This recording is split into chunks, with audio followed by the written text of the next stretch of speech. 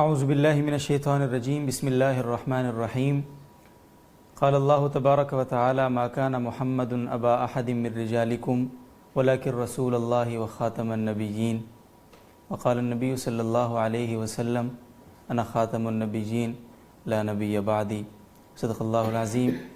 دنیا بھر سے دیکھنے اور سننے والے تمام ناظرین و سامعین کی خدمت میں السلام علیکم ورحمۃ اللہ وبرکاتہ۔ پروگرام آپ کے مسائل کے حل کے ساتھ میں ہوں آپ کا میزبان محمد عبدالودود۔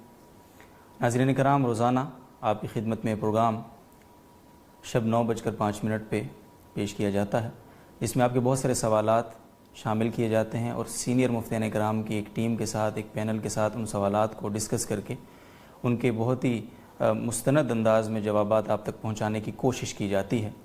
ناظرین کرام، جیسا کہ آج میں نے ابتدا میں ایک آیہ مبارکہ اور ایک حدیث مبارکہ کی تلاوت کی ہے، اس کا پس منظر ظاہر آپ سب کے سامنے ہے کہ 2 اکتوبر سن 2017 کو ہماری خداداد مملکت کی جو قومی اسمبلی ہے، اس کے اندر جو ایک ترمیمی بل پاس ہوا، اس کے اندر جس طرح سے مسلمانوں کے جذبات کے ساتھ کھیلا گیا، مسلمانوں کے ایک اجماعی عقیدے کے ساتھ کھلواڑ کیا گیا، وہ ظاہر ہے آپ سب کے سامنے ہے۔ اور جس طرح سے عوام الناس کو، علماء کرام کو، دینی تنظیموں، تحریکوں کو دھوکے میں رکھا گیا، وہ بھی آپ سے مخفی نہیں ہے۔ یہ سب کچھ کیسے ہوا، کیوں ہوا، اس کا پس منظر کیا ہے اور اس کے آگے لائے عمل کیا ہونا چاہیے ہمارا، اور دینی طبقے کی اس حوالے سے کیا ذمہ داری ہے، سیاسی تنظیمیں اس حوالے سے ان کو کیا کرنا چاہیے، دینی تحریکوں کو کیا کردار ادا کرنا چاہیے، اس تمام تر صورتحال کو دیکھتے ہوئے اور اپنے ناظرین کی، اپنے سامعین کی خواہش کو مد نظر رکھتے ہوئے، ان کی ضرورت کو پیش نظر رکھتے ہوئے آج کی ٹرانسمیشن میں ہم نے فیصلہ کیا کہ ہم ماہرین قانون، علماء کرام، وہ مفتیان کرام جن کی اس مسئلے پر گہری نظر ہے، جو اس کو گہری نظر سے دیکھتے ہیں، جو اس مسئلے کو، اس کی باریکیوں کو سمجھتے ہیں، اس کی گہرائی کو جانتے ہیں، ہم ان سے بات کریں، ان سے آپ کی ملاقات کروائیں، آپ کے سوالات ان کے سامنے رکھیں، آپ کے خدشات کو ان کے ساتھ ڈسکس کریں، اور پھر آپ تک اس پوری سچویشن کی صحیح تصویر پہنچے، ہمارا یہ مقصد ہے۔ اور اس کے بعد کیا لاہے عمل ہوگا وہ بھی آپ تک پہنچانا ہمارے آج کے اس پروگرام کا مقصد ہے۔ آج ہمارے ساتھ جہاں اسٹوڈیو میں کچھ مہمان موجود ہیں، معزز مفتیان کرام کا ایک پینل موجود ہے، اسی طرح سے انشاءاللہ ہم پروگرام میں آگے چل کر کچھ لائیو کالز بھی لیں گے۔ معزز اور سینئر ماہرین قانون اور سیاست کے جو ماہرین مانے جاتے ہیں، ان کی انشاءاللہ العزیز ہم کوشش کریں گے کہ آپ کی ان کا بھی نقطہ نظر آپ کے سامنے ہو اور ان کی بات بھی آپ تک پہنچائی جائے، تاکہ ہر پہلو سے یہ جو ایک سنگین مسئلہ ہے بہرحال یہ واضح ہو۔ میں ان شارٹ یہ بتا دوں، کیونکہ مہمانان اس پر تفصیل سے بات کریں گے، کہ ہمارے اس قانون میں سب سے بنیادی بات جس کو لے کر ایک ہنگامہ بپا ہے، وہ یہ ہے کہ حلف نامے کو اقرار کے ساتھ بدل دیا گیا، اقرار نامے کے ساتھ بدل دیا گیا، اور اسی پر بات ہو رہی ہے۔ لیکن یہاں تک بات ختم نہیں ہوتی، یہاں اس پروپیگنڈے کا، یہاں اس پوری سازش کا انجام نہیں ہوتا، اس سے آگے بہت کچھ ہے کہ ہمارے اس آئین میں، ہمارے اس قانون میں جس طرح سے 7B اور 7C 2002 کے کنڈکٹ آف جنرل الیکشن کی شک 7B اور 7C کو حذف کر دیا گیا، بالکل ختم کر دیا گیا، اس کی کیا تفصیلات ہیں ظاہر ہے مہمانان سے جانیں گے، لیکن اس کی بنیاد پر جو قادیانیت اور ختم نبوت کو جو یہ مسئلہ ہے، اس پر جس طرح سے زد پڑتی ہے، وہ بہرحال قابل غور پہلو ہے، اور اس پر انشاءاللہ العزیز ہم مہمانان سے بات کریں گے۔ اور یہ پہلو، اہم بات یہ ہے کہ نظر انداز کیا جا رہا ہے مسلسل، صرف اور صرف حلف نامے اور اقرار نامے کی بات کی جا رہی ہے، مسلسل اسپیکر یا صادق صاحب کی طرف سے، دیگر سیاسی جماعتوں کی طرف سے، تحریکوں کی طرف سے یہ پہلو بہرحال ہر کسی سے اس وقت تک بہرحال پوشیدہ ہے۔ ہم کوشش کریں گے اپنے اس پروگرام کی توسط سے جن تک ہماری رسائی ہوئی، ہم اس عظیم ظاہر مشن کے لیے، ختم نبوت جیسے عظیم مقصد کے لیے اپنے اس پلیٹ فارم کو استعمال کریں۔ ہماری سعادت ہے، ہمارا دینی فریضہ ہے، ہماری ایمانی حمیت اور غیرت کا بھی یہ تقاضا ہے۔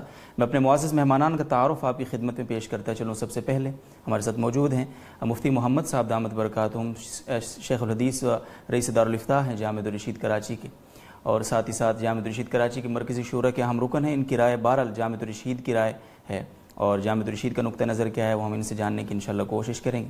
ہمارے ساتھ دوسرے معزز مہمان اسٹوڈیو موجود ہیں، مفتی احمد عفنان صاحب، معروف مذہبی اسکالر ہیں، مختلف ٹی وی چینلز پر آپ ان کے بیانات سنتے رہتے ہیں، ساتھ ہی ساتھ ماہر قانون بھی ہیں۔ آج ان کو یہاں دعوت دینے کا ایک بنیادی مقصد یہ بھی تھا کہ چونکہ انہوں نے LLB کی ڈگری حاصل کی ہوئی ہے، LLB ڈگری ہولڈر ہیں، قانون کی باریکیوں کو جانتے ہیں، اس کو سمجھتے ہیں، اور آپ تک صحیح تصویر اس کی پیش کر سکتے ہیں، اس کی صحیح اصطلاحات آپ کے سامنے واضح کر سکتے ہیں۔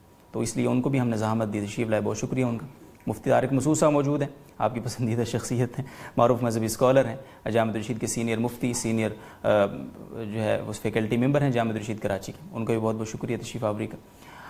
ہم آغاز کرتے ہیں مفتی احمد عفنان صاحب سے، اور میں درخواست کروں گا مفتی صاحب سے کہ یہ تمام پہلو جو ہیں، جو اصطلاحات کی بات آ رہی ہے، الفاظ کے ہیر پھیر کی بات آ رہی ہے، یہ تو اپنی جگہ ایک بات ہے، لیکن ہم آپ سے گزارش کریں گے کہ ہمارا قانون، اس کی ایک تو اہمیت ہمیں بتائیں کہ وہ اہمیت اس کی کیا ہے۔ دوسری بات یہ ہے کہ ہمارے قانون کے اندر جو اسلامی شقیں ہیں، جن کو قرآن و حدیث کو سامنے رکھ کر ہمارے علماء کرام نے، ہمارے اکابر نے ان کو وضع کیا، اور اس ملک کا قانون اس وقت تیار کر کے اس ملک پر احسان عظیم کیا تھا۔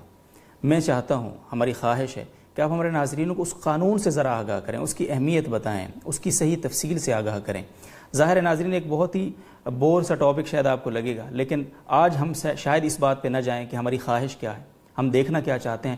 میں سمجھتا ہوں ہم چاہتے ہیں کہ ہم سب مل کر سنجیدگی کے ساتھ 8 سے 10 منٹ کی گفتگو بڑی متانت اور سنجیدگی کے ساتھ سنیں، اور بالکل اپنی خواہشوں کو پیچھے چھوڑ دیں۔ ہم بور ہو رہے ہیں تو ہونے دیں، تاکہ ہمیں پتہ چلے کہ قانون کہتا کیا ہے، یہ چیزیں ہمارے ساتھ ہو کیوں رہی ہیں آئے روز، ہمیں لوگ بیوقوف بنا کر آگے گزر کیسے جاتے ہیں، ہمیں قانون کی ان باریکیوں کا پتہ ہی نہیں چلتا، اور وہ ہمارے ہاتھوں سے پاس ہو کر آگے چلا جاتا ہے، اور ہم بعد میں اس پر علم احتجاج بلند کرنے کے سوا کچھ بھی نہیں کر سکتے۔ یہ آخر کب تک ہمارے ساتھ ایسا ہوتا رہے گا؟ جب تک ہوتا رہے گا ناظرین، جب تک ہم اس قانون کو خود نہیں پڑھیں گے، اس کو خود سمجھیں گے نہیں، اس کی باریکیوں سے آگاہ نہیں ہوں گے۔ تو میں آپ سے درخواست کروں گا کہ ہم سب کو بڑی ہی توجہ کے ساتھ مفتی احمد عفنان صاحب کی اس گفتگو کو سننا چاہیے، اور ہمیں جاننے کی کوشش کرنی چاہیے کہ ہمارا قانون کیا ہے، اس کی حیثیت، اس کی افادیت، اہمیت کیا ہے، اور اس میں جو اسلامی شقیں ہیں جن کو نافذ کیا گیا، جن کو اس وقت اس میں تحریر کیا گیا ہمارے اکابر علماء کی سرپرستی میں، ان کا کیا کردار ہے ہمارے آئین و قانون میں۔ میں درخواست کروں گا مفتی احمد عفنان صاحب سے کہ وہ آغاز فرمائیں۔ جزاک اللہ عبدالودود۔ بسم اللہ الرحمن الرحیم، نحمد و صلی علی رسول کریم، اما بعد۔ انتہائی اہم موقع ہے، اور سلام اہل پاکستان کو کہ انہوں نے پھر اس موقع پر اپنی حمیت دینی کا اور اپنے عشق حبیب صلی اللہ علیہ وسلم کا بھرپور اظہار کیا ہے۔ میں خوش کروں گا کہ جو سوال آپ نے مجھ سے کیا ہے، یعنی آئین پاکستان اور اس میں جو اسلامی شقیں ہیں ان کا کیا پس منظر ہے اور وہ کیا ہے۔ موضوع لمبا ہے اور میرا موضوع بھی ہے، میں یہ پڑھاتا بھی رہا ہوں، ابھی تک پڑھاتا ہوں۔ میں مختصر پہلی بات تو یہ بتا دوں کہ ہمارے سننے والوں کو یہ معلوم ہونا چاہیے کہ آئین اور قانون کیا چیز ہوتی ہیں، دو بڑی الگ الگ چیزیں ہیں۔ آئین اصل میں وہ یعنی قوانین کا وہ مجموعہ ہوتا ہے جو سیاسی وجود اور اختیار اور کارکردگیوں کو متعین کر سکتا ہے۔ یعنی گویا کہ آپ یہ کہہ سکتے ہیں کہ دستور ملک کی زبان ہے، قانون کا قانون ہے، حکومت کا قانون ہے، عدلیہ اور مقننہ قانون ہے، دستور سے بالا کوئی چیز نہیں۔ ملک میں سب سے بالا یعنی جو جمہوری نظام ہے، پولیٹیکل سسٹم، اس میں سب سے اہم چیز دستور ہوتی ہے۔ دستور اصول بتاتا ہے، گائیڈ لائن پالیسی بتاتا ہے، قانون نہیں بتاتا، اس کے نیچے قانون بنتے ہیں۔ کوئی قانون ملک کا دستور کے خلاف نہیں بن سکتا۔ یہ تو ہو گئی دستور کی تعریف کہ دستور کتنی اہم چیز ہے، اس کو کیا کہتے ہیں۔ پھر ہمیں یہ سمجھنا چاہیے کہ اللہ تعالیٰ نے ہمیں جو ملک پاکستان دیا ہے، یہ اللہ تعالیٰ کی ایک ایسی عظیم نعمت ہے جو کسی نشان قدرت سے کم ہرگز نہیں ہے۔ ان حالات میں اللہ تعالیٰ نے پاکستان کو دیا ہے کہ جو حالات بالکل سازگار نہیں تھے کہ کسی مملکت بن جائے، اور یہ کہ کیا اسلامی مملکت بن جائے، اس کے تو بالکل سازگار نہیں تھے، لیکن اللہ تعالیٰ نے ایسے لوگوں کو اٹھایا اور انہوں نے یہ بات کہی۔ میں ذرا یہ بات بھی کروں کہ بانی پاکستان قائد اعظم کا ویژن پاکستان کے لیے کیا تھا۔ یہ کنفیوژن گزشتہ 20 سال سے بہت زیادہ پیدا کی جا رہی ہے کہ قائد اعظم کا ویژن سیکولر تھا۔ میرے پاس پورا ڈاکومنٹ ہے، اس پر 120 حوالے ہیں، میں 3-4 حوالے پڑھتا ہوں۔ جون 1938 میں قائد اعظم کہتے ہیں مسلم لیگ کا جھنڈا نبی کریم صلی اللہ علیہ وسلم کا جھنڈا ہے۔ مسلم لیگ سے مراد وہ قائد اعظم والی مسلم لیگ۔ پھر وہ کہتے ہیں اسلام کا قانون دنیا کا بہترین قانون ہے۔ پھر 1938 میں اسٹار آف انڈیا میں فرماتے ہیں ملت اسلامیہ عالمی ہے۔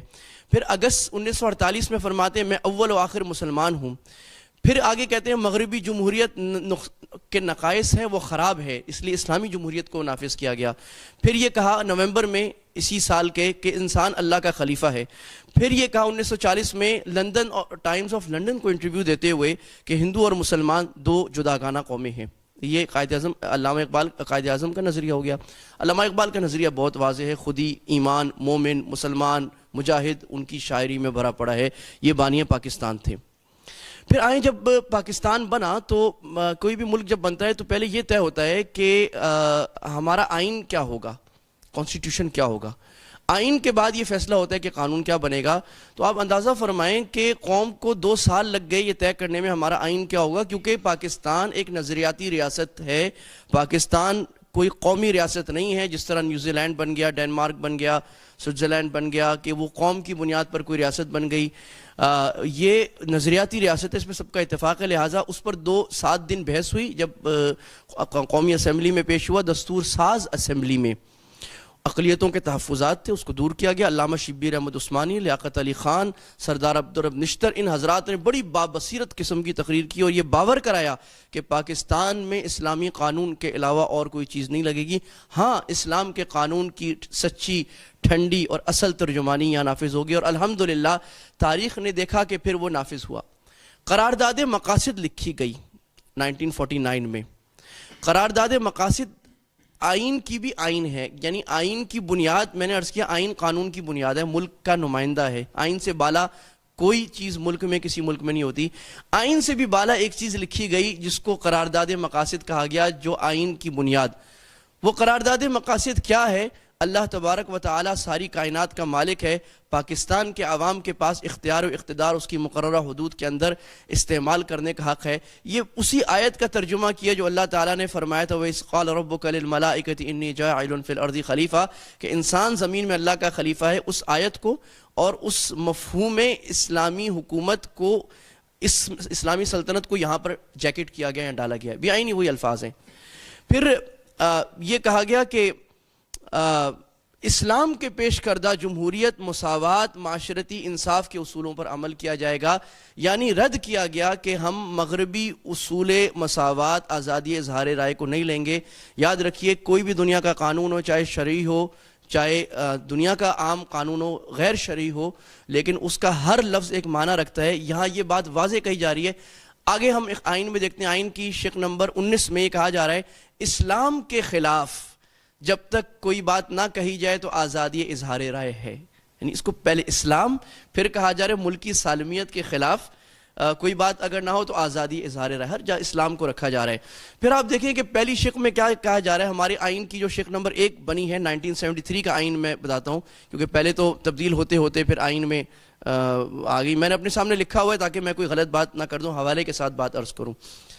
مملکت پاکستان ایک وفاقی جمہوریہ ہوگی جس کا نام اسلامی جمہوریہ پاکستان ہوگا. شاید لوگ یہ کہتے ہیں کہ اس اسلامی رکھنے سے کیا ہوتا ہے، تو میں کہوں کہ میں اگر آپ کا نام لال چند رکھ دوں تو کیا ہوتا ہے؟ تو ہوتا تو بہت کچھ ہے. نام رکھنا یہ پہلی علامت ہے کہ یہ پاکستان، کوئی بھی مملکت ایک لیگل انٹیٹی ہوتی ہے، جیسے ایک شخص ہے، اس کا نام اسلامی رکھ دیا. اور اگر کچھ نہیں ہوتا تو سازشیں چلتی رہی ہیں پاکستان بننے سے کہ اسلامی کا لفظ ہٹایا جائے. چنانچہ 1962 کے آئین میں اسلامی کا لفظ پاکستان سے ہٹا دیا گیا تھا.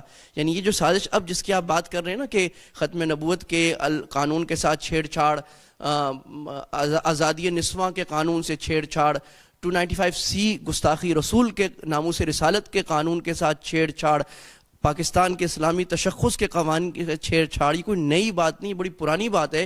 ایک بڑا مغربی ایجنڈا ہے جس کے لیے اربوں کا فنڈ آ چکا ہے اور آ رہا ہے اور لابنگ چل رہی ہے بڑی سٹرونگ قسم کی.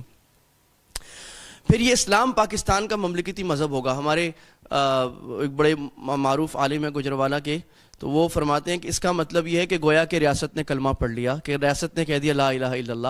اب آپ کہیں جناب پاکستان میں یہ ہوتا ہے وہ ہوتا ہے، تو جناب آپ بھی یہ کرتے ہیں وہ کرتے ہیں، تو کیا آپ کا اسلام چلا جاتا ہے؟ وہ تو بدعملی، اس کو تو ہم سب نے صحیح کرنا ہے. ہم پاکستان سے، پاکستان ہم سے، ہمارا ملک ہے. اچھا، اس کے بعد آپ آئیے، بڑی دلچسپ بات ہے. شق نمبر 6 آئین کی بڑی دلچسپ بات کہتی ہے.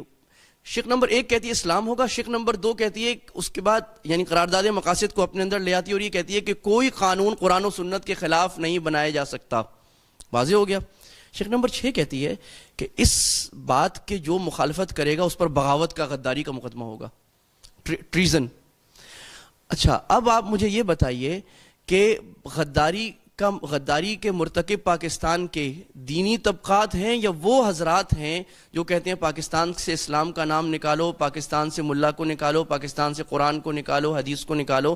وہ تو آپ کا آئین کہہ رہا ہے، جس کا آپ نے کلمہ پڑھا ہے، جس کو آپ مانتے ہیں، وہ کہہ رہے کہ غداری کا مقدمہ چلے گا۔ اور یہ بڑی دلچسپ بات، اس کی کلوز نمبر 3 میں کہا گیا کہ ایسے شخص کی غداری جو آئین کے توڑنے کی، آئین کے خلاف کام کرے گا، اس کی سزا پارلیمنٹ طے کرے گی۔ اور پارلیمنٹ نے جناب معلوم ہے آپ کو کیا سزا طے کی تھی 1982 میں؟ سزائے موت۔ جو آدمی آئین کو خراب کرنے اس کے خلاف سازش کرے گا اس کی سزائے، میں نہیں کہہ رہا، آپ کا آئین کہہ رہا ہے۔ ہم پرامن لوگ ہیں۔ بنیادی حقوق میں پھر اسلام کی عظمت کے خلاف کوئی بات نہیں کی جائے گی۔ پھر پاکستان مسلمانوں کو کیا دے گا؟ کلوز نمبر آرٹیکل نمبر 31، قرآن پاک کی تعلیم لازم، اسلامیات کی تعلیم لازم، عالمی اتحاد، مسلمان ممالک سے اتحاد ہوگا، قرآن پاک کی طباعت، عربی سکھانا، اسلام کے حقوق کو سکھانا، عصمت فروشی حرام، قمار بازی، ضرر رساں اودیات کے استعمال، فحش ادب، اشتہارات کی نشر و اشاعت روکی جائے گی۔ یعنی کوئی گناہ کبیرہ ریاست نہیں کرنے دے گی۔ ممکن نہیں کہ کسی جگہ قہوہ خانہ کھلے، شراب بکے، قمار بازاری ہو، گندا لٹریچر بکے۔ اور جناب آج آپ کے میڈیا پر کیا ہو رہا ہے پاکستان کے خلاف؟ یہ کہا بے حیائی نہیں ہوگی تو میڈیا پہ، ٹی وی چینلز پہ اشتہارات کے نام پہ، فلموں کے نام پہ، موویوں کے نام پہ، اور عشق ممنوع اور پتہ نہیں کس نام سے کیا کچھ ہو رہا ہے۔ تو آئین کے خلاف ہے، یہ کسی ملا کی بات تو نہیں ہے، یہ تو آپ کا آئین کہہ رہا ہے۔ یہ اور بات ہے، الحمدللہ اس آئین کو بنانے میں بہت سے جواں کش اور بہت عالی ہمت ملاؤں کا بھی بڑا کردار رہا ہے، اور بہت سارے غیر عالم جن کے دل میں حمیت تھی، کیونکہ اسلام کسی عالم یا مولوی کا تو صرف نہیں ہے، اسلام تو ہم سب کا ہے۔ بہت بڑے وکلاء، بڑے لیڈر، ان کا بڑا کردار رہا ہے یہ بنانے میں، سردار عبدالرب نشتر جیسے، لیاقت علی خان جیسے۔ پاکستان کا صدر کون ہوگا؟ مسلمان۔ اس کو بھی ہٹانے کی کوشش کی گئی ہے۔ 41، یعنی میں آپ کو کیا بتاؤں، ایک ایک شق پر کیا محنت این جی اوز کر رہی ہیں، کتنی ریسرچ ہو رہی ہے ان کے تھنک ٹینکس پہ، کس طرح وہ نصاب تعلیم کو خراب کرنا چاہ رہے ہیں، کس طرح ٹیکنیکل مار آپ کو مارنا چاہ رہے ہیں الفاظ کی مار سے۔ اور ہم چونکہ الفاظ کی مار نہیں سمجھتے، ٹیکنیکل الفاظ کے تبدیلی سے کیا مسئلہ ہوتا ہے، لہٰذا نہ قانون سمجھتے ہیں، مسئلے میں آتے ہیں۔ مجلس شورا کیا ہوگی؟ مجلس شورا وہ ہوگی، سبحان اللہ، یعنی یہ جو 62-63 ڈالا گیا، ہم نے تو نہیں ڈالا نا بھائی، مدرسے والوں نے، جامعہ رشید دارالعلوم نے ڈالا، آپ کی پارلیمنٹ نے ڈالا، اکثریت سے ڈالا، قومی اسمبلی نے۔ پارلیمنٹ میں ہر آدمی جو جائے گا، یعنی ہر ممبر آف پارلیمنٹ جو ہوگا قومی اسمبلی یا سینٹ کا، جو بھی اچھے کردار کا حامل ہوگا، عام طور پر احکام اسلام سے منحرف مشہور نہیں ہوگا، اسلامی تعلیمات کا خاطر خواہ علم رکھتا ہوگا، یعنی فرائض واجبات جانتا ہوگا، نماز کے فرائض، زکوٰۃ کے فرائض، حج کے فرائض، معاشرت، سارا کچھ جانتا ہوگا، سمجھدار ہوگا، پارسا ہوگا، فاسق نہیں ہوگا، ایماندار، امین ہوگا۔ اگر یہ نہ ہو ڈسکوالیفائی ہو جائے گا۔ میں نہیں کہہ رہا، آئین کہہ رہی ہے۔ اور کمال یہ ہے کہ میں پڑھ رہا تھا احکام السلطانیہ ماوردی کی، جو انہوں نے اسلامی دور میں، اسلامی خلافتوں میں کسی حکمران کے تعین کی شرائط لکھی ہیں، اس میں صفحہ نمبر 17 میں علامہ ماوردی نے عدل اور عدل کے لوازمات کے اندر یہ باتیں ساری لکھی ہیں کہ ایسا ہونا چاہیے۔ تو انہی باتوں کو الحمدللہ یہاں ڈالا گیا ہے اور اس کو پورا کیا گیا ہے۔ اب پھر آپ کہیں عمل نہیں ہوتا، تو عمل آپ کرا لیں۔ لکھوانے والوں نے تو اپنی جان مار کے لکھوا لی، کچھ کام ہم بھی تو کریں کہ ہم اس پر محنت کر لیں، کروا لیں۔ آج اس کے خلاف بڑی زبردست سازش ہو رہی ہے کہ 62-63 کو ختم کیا جائے۔ جناب یہ ناممکن ہے۔ کیوں ناممکن ہے؟ کسی انسان کا سچا ہونا ناممکن ہے؟ کیا جھوٹوں کی مملکت بنانی ہے؟ کب تک جھوٹ چلے گا پاکستان میں؟ کیا کسی کا گناہ کبیرہ کھلم کھلا چھوڑ دینا ناممکن ہے؟ کیا کسی کا اسلام کی الف بے سے ناواقف ہونا یہ کیا برداشت کیا جائے گا کہ ایک آدمی جس کو کلمہ نہیں آتا، سورہ اخلاص نہیں آتی، بٹھائے جائیں گے؟ یہ آئین کہہ رہا ہے۔ اور عدالت میں یہ کہا گیا وفاقی شرعی عدالت ہوگی جس میں 3 جج ہوں گے، 3 جج کم سے کم علماء ہوں گے، باقی جج بھی ایسے ہوں گے جو اسلام کے احکام کو جانتے ہوں گے، اور وہ یہ فیصلہ کرے گی۔ اسلامی نظریاتی کونسل ایک انسٹیٹیوٹ بنایا گیا، یعنی جس کام کے لیے آپ انسٹیٹیوٹ نہیں بنائے وہ کام ضائع ہوتا ہے، تو انسٹیٹیوٹ بنائے گئے، اسلامی نظریاتی کونسل بنائی گئی، اور دوسری وفاقی شرعی عدالت بنائی گئی۔ انہوں نے یہ طے کرنا تھا کہ پاکستان کے قوانین میں جو قانون غیر اسلامی ہو، کیونکہ شق نمبر 2 ہماری آئین کی کہتی ہے کہ قرآن و سنت کے خلاف قوانین ختم کیا جائے گا، یہ حکم دیں گے، فیصلہ کریں گے، ختم ہوگی۔ اور الحمدللہ سینکڑوں شقیں جو قانون میں غیر اسلامی تھی، کیونکہ برٹش لا تھا ہمارا، اس کو ختم کیا گیا۔ قانون کی اکثریت، قانون کا اکثر حصہ اب صاف ہو چکا ہے، اس میں غیر اسلامی شقیں نہیں ہیں۔ آخری بات ہمارے کرنے کا کام اس وقت کیا ہے اس لحاظ سے، اور بہت کچھ رہ گیا ہے قرآن و سنت کیا ہوگا. اچھا، ختم نبوت کی بات میں کرتا چلوں کیونکہ موضوع چلا ہے. آئین کی ایک شق ہے آرٹیکل نمبر 260، اس میں تعریفات کی گئی ہیں، ڈیفینیشنز. اس میں جو مسلم کی ڈیفینیشن ہے اس کے کلاز الف میں وہ یہ ہے کہ وہ شخص جو ختم نبوت پر مکمل غیر مشروط ایمان رکھتا ہو اور پیغمبر یا مذہبی مصلح کے طور پر کسی ایسے شخص پر ایمان نہ رکھتا ہو جس نے حضرت محمد صلی اللہ علیہ وسلم کے بعد اس لفظ یا مفہوم کی تشریح کے لحاظ سے پیغمبر ہونے کا دعویٰ کیا ہو. غیر مسلم سے مراد ہے ہندو، عیسائی، سکھ یا لاہوری گروپ یا خود کو احمدی کہنے والا، یا وہ آدمی جو کسی شخص کو کسی مدعی نبوت جیسے کہ مرزا غلام احمد قادیانی کو یہ مانے کہ وہ مصلح تھا، وہ بھی مسلمان نہیں ہے، نبی نہ بھی مانے. اتنا محنت ہمارے بڑوں نے کر کے کر دی. اب آگے کام ہمارا ہے، وکلاء کا ہے، علماء کا ہے. ہمارے اکابر نے کام کیا تھا، ہمیں کرنا چاہیے. یہ جو سازشیں ہو رہی ہیں اس کو سمجھنا چاہیے. یہ صرف جذباتی بات نہیں ہے، نعرے لگانے سے صرف کام نہیں ہوگا، صرف جلسہ کر لینا کافی نہیں ہے. صحیح، بہت دفعہ آپ کو عوام کو اویئر کرنا پڑتا ہے، میڈیا پہ آنا، لیکن اس کا اصل حل یہ ہے کہ اس کو عقل کے ناخنوں کے ساتھ اور تعلیم حاصل کر کے پوری طرح سمجھ کر قانونی چارہ جوئی کے ذریعے بڑھایا جائے. اس کا فیصلہ صرف سڑکوں پہ نہ ہو بلکہ اس کا فیصلہ عدالت کے اندر ہو، ایوان کے اندر ہو، سڑکوں سے پبلک سپورٹ ہو، پریشر ہو، بات ہو اور اس کو حل کیا جائے. ہم چاہتے ہیں ہر چیز آرام سے حل ہو، سیولائز مینر میں ہو. لیکن جب کوئی لڑائی پر اتر آئے تو تنگ آمد بجنگ آمد. ہم نہیں چاہتے کہ غلط زبان استعمال ہو، ہم نہیں چاہتے کہ ہم سخت زبان استعمال کریں، ہم چاہتے ہیں محبت سے حل کریں. لیکن جب آپ ہی نہ مانیں تو ہم پھر اس چیز کو پھر ہم اللہ کے نبی صلی اللہ علیہ وسلم کی ناموس اور اسلام ایسی چیز ہے جس پر ہم سودا کرنے کے لیے تیار نہیں ہیں. تو یہ میں نے بڑا خلاصہ عرض کیا کہ پاکستان کا آئین کا اسلامی تشخص، پاکستان کے آئین کا اسلامی تشخص اصل میں کیا ہے. بہت شکریہ مصعب. ناظرین کرام، کتنی تفصیل سے مصعب نے بیان فرمایا اور یہ بہت ہی خلاصہ در خلاصہ ہے.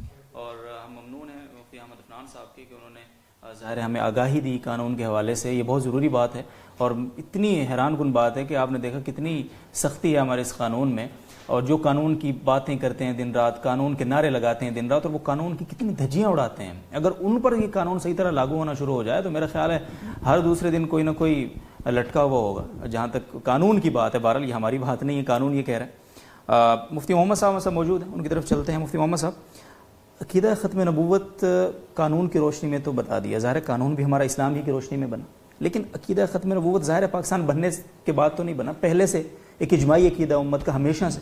اس کے بارے میں ذرا آپ اس عقیدے کی ذرا وضاحت فرما دیں ناظرین کے لیے. بسم اللہ الرحمن الرحیم. عقیدہ ختم نبوت وہ ایسے قطعی عقائد میں سے ہے کہ جس میں کسی شک و شبہ کی کوئی گنجائش نہیں ہے. ہمارے پاس جو علم آسمانوں سے نازل ہوا ہے وہ قرآن کریم کی شکل میں ہے، جسے وحی مطلوب کہا جاتا ہے، جو قرآن کریم اللہ تعالیٰ کا قطعی کلام ہے، اور اس میں اگر کوئی حکم آ جاتا ہے تو وہ قطعی اور یقینی ہوتا ہے، اس میں کسی شک و شبہ کی کوئی گنجائش نہیں ہوتی. اور اسی طریقے سے قرآن کریم کی جو تشریحات ہیں، جو تفسیر ہے، اس میں بھی اس بات کو پیش نظر رکھا جاتا ہے کہ اگر کوئی تشریح، کوئی تفسیر وہ تواتر سے چلی آ رہی ہے اور رسول اکرم صلی اللہ علیہ وسلم سے لے کر آج تک امت مسلمہ کے مستند علماء وہ تفسیر کرتے آ رہے ہیں، تو اب اگر کوئی وہ تفسیر متواتر جو چلی آ رہی ہے وہ بھی قطعی ہے، اور اس کے خلاف اگر کوئی کرے گا تو وہ گویا قطعیات کا منکر ہوگا. تو قرآن کریم میں اس ختم نبوت کے مسئلے کو بہت واضح اور دو ٹوک انداز میں بیان کیا گیا ہے. ویسے تو اس کے لیے تقریباً 100 آیات ہیں جس میں مفہوم کے اعتبار سے ختم نبوت کے مسئلے کو بیان کیا گیا ہے، لیکن جو آیت بالکل واضح اور دو ٹوک ہے جس کے صریح الفاظ میں ختم نبوت کا مسئلہ بیان کیا گیا ہے وہ ہے ما کان محمد ابا احد من رجالکم ولکن رسول اللہ و خاتم النبیین. خاتم النبیین کا لفظ صریح طور پر ہے، تو جس طریقے سے یہ لفظ قطعی ہے اسی طریقے سے خاتم النبیین کا جو معنی اور مفہوم ہے وہ بھی تواتر سے چلا آ رہا ہے، اور اس میں اس متواتر معنی کے خلاف کسی قسم کی تعویل کو قطعاً قبول نہیں کیا جائے گا، اور کوئی اگر وہ تعویل کرے گا تو وہ تواتر کا منکر ہوگا. اور دائرہ اسلام سے خارج ہوگا۔ اس آیت کی روشنی میں یہ واضح اور دو ٹوک عقیدہ مسلمانوں کا ہمیشہ سے چلا آ رہا ہے کہ رسول اکرم صلی اللہ علیہ وسلم آخری نبی ہیں، اور آپ کے بعد کسی قسم کا کوئی نبی نہیں آ سکتا، نہ تشریعی عنوان سے، نہ ذلی عنوان سے، نہ بروزی عنوان سے۔ کوئی بھی عنوان اختیار کر کے اگر آئے گا تو وہ دجال ہوگا، وہ کذاب ہوگا۔ رسول اکرم صلی اللہ علیہ وسلم نے اپنی احادیث میں بھی کوئی 210 احادیث ہیں جس میں ختم نبوت کے مسئلے کو بیان کیا گیا ہے، اور اس میں سے ایک حدیث جو صحیح بخاری کی ہے وہ میں آپ کے سامنے پیش کرتا ہوں۔ آپ صلی اللہ علیہ وسلم نے فرمایا مثلی و مثل الانبیاء من قبلی، میری مثال اور مجھ سے پہلے آنے والے انبیاء علیہ الصلوۃ والسلام کی مثال ایسی ہے کمثل رجل بنا بنیانا، ایک آدمی ہے جس نے ایک بلڈنگ بنائی ہے، ایک عمارت بنائی ہے، ایک گھر بنایا ہے، فاحسنہ واجملہ، اسے بہت خوبصورت، بہت حسین و جمیل بنایا ہے۔ جب وہ بن گیا تو فجعل الناس یطوفون به ویعجبون له، لوگ آئے اس کا چکر لگانے لگے، اس کے آس پاس ارد گرد گھومنے لگے، اور بہت ان کو خوشی محسوس ہوئی، اس کو خوبصورت دیکھ کر وہ تعجب کا اظہار کرنے لگے۔ لیکن وہ ایک زاویے میں، ایک کونے میں، الا موضع لبنۃ فی من زاویۃ من زوایا، اس بلڈنگ کے کونوں میں سے ایک کونے میں ایک اینٹ کی جگہ خالی چھوڑ دی گئی۔ آپ صلی اللہ علیہ وسلم نے فرمایا فَأَنَا اللَّبِنَ، وہ آخری اینٹ میں ہوں، وَأَنَا خَاتَمُ النَّبِيِّينَ لا نبی بعدی، میں خاتم النبیین ہوں اور میرے بعد کوئی اور نبی نہیں آئے گا۔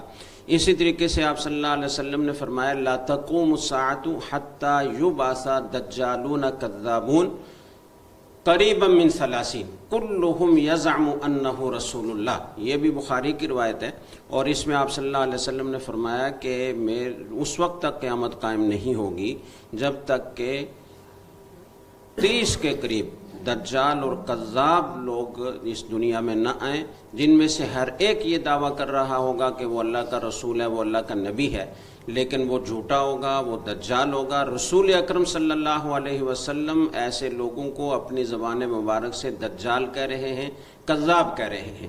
تو یہ ختم نبوت کا ایک ایسا عقیدہ ہے کہ جو قطعی دلائل سے ثابت ہے، اور سب سے پہلے اس امت کا جو اجماع قائم ہوا ہے وہ اسی پر قائم ہوا ہے کہ آپ صلی اللہ علیہ وسلم خاتم النبیین ہیں۔ آپ کے بعد اگر کوئی آدمی نبوت کا دعویٰ کرے گا تو وہ جھوٹا ہوگا، اس کے ساتھ قتال کیا جائے گا، اگر وہ باز نہیں آئے گا تو اس سے جنگ ہوگی۔ چنانچہ حضرت ابوبکر صدیق رضی اللہ تعالیٰ عنہ نے مسیلمہ کذاب کے خلاف جہاد کیا، اور اتنا بڑا جہاد تھا وہ، آپ اس سے اندازہ لگائیں کہ رسول اکرم صلی اللہ علیہ وسلم کی پوری حیات طیبہ میں جتنی جنگیں لڑی گئیں ان سب میں 259 صحابہ کرام شہید ہوئے۔ لیکن حضرت ابوبکر صدیق رضی اللہ تعالیٰ عنہ کے زمانے میں جب یہ ختم نبوت کے خلاف فتنہ کھڑا ہوا اور مسیلمہ کذاب نے نبوت کا دعویٰ کیا، تو آپ نے اس کے خلاف جو جہاد کیا اس میں 1200 صحابہ کرام اور تابعین شہید ہوئے، جن میں سے 700 حفاظ اور علماء تھے۔